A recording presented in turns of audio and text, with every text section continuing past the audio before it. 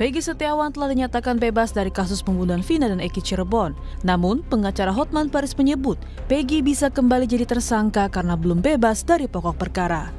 Tony RM, kuasa hukum Peggy Setiawan, menanggapi pernyataan Hotman Paris. Dirinya bilang berdasarkan amar putusan Hakim Pra-Peradilan, Peggy Setiawan tidak bisa ditetapkan sebagai tersangka dalam kasus yang sama.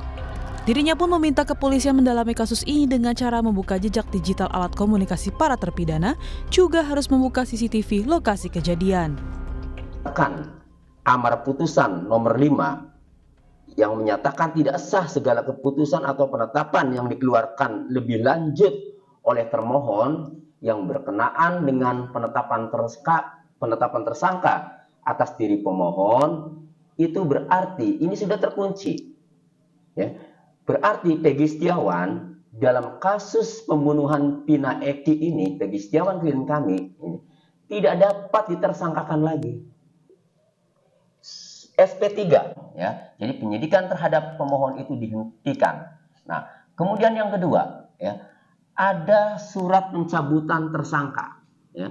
Jadi surat pencabutan tersangka ini, nah berarti selama ini tersangka yang disandang oleh Peggy Setiawan itu telah dicabut. Berarti Peggy Setiawan bukan tersangka lagi. Kemudian yang ketiga, kami juga mendapatkan surat perintah pengeluaran tahanan. Nah, jadi sebelum Peggy Setiawan waktu itu dibebaskan malam itu, nah kami mendapatkan 3 surat itu. Surat penghentian penyidikan perkara, ya.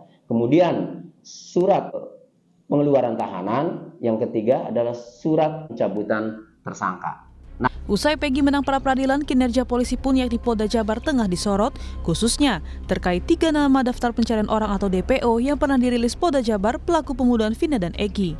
Mantan Wakapolri Komjen Purnawirawan Ugro-Seno menjelaskan, jika penetapan tersangkanya yang menyalahi aturan Polri, seharusnya membuat divisi profesi dan pengamanan Polri lebih mudah mengusut kasus ini meski tanpa ada laporan. Ya, mulai dari awal saja kan Propam harusnya bisa melihat di situ, ya kan? Dari mulai peristiwa terjadi, ya kan, laporan polisi tidak dibuat oleh petugas yang ke TKP, tapi dibuat oleh orang tuanya Eki, ya kan?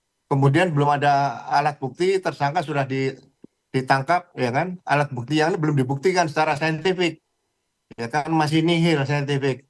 Nah, ini kan sebenarnya menyalahi aturan peraturan Kapolri dan peraturan Kabariskim di situ. Sebetulnya kasus ini Propam lebih mudah masuk daripada kasus-kasus yang lain yang mungkin diperkirakan sangat sulit, ya. Ini tanpa kan perlu ada yang melapor dulu, ya. Langsung kalau Propam seperti itu, ini kan sekarang udah jadi masalah publik nih. Ya kan, jadi nggak usah menunggu yang melaporkan, tapi warga Vina pun meminta polisi segera mengusut siapa 3 DPO pelaku pembunuhan Vina dan Eki agar kasus segera tuntas. Kalau memang keluarga saya sangat dibutuhkan untuk informasi selanjutnya gitu, kami siap. Karena tujuan kami memang mencari keadilan. Jadi kalau memang kami dibutuhkan, kami siap. Harapan saya tetap sama seperti awal. Harapan saya ingin pelaku yang sebenarnya. Saya dan keluarga ingin mencari tahu siapa pelakunya dan apa motif dibalik semua ini. Kini publik pun menanti kinerja polisi untuk mengungkap pelaku sebenarnya dalam kasus pembunuhan Vina dan Eki secara tuntas. Tim Liputan Kompas TV.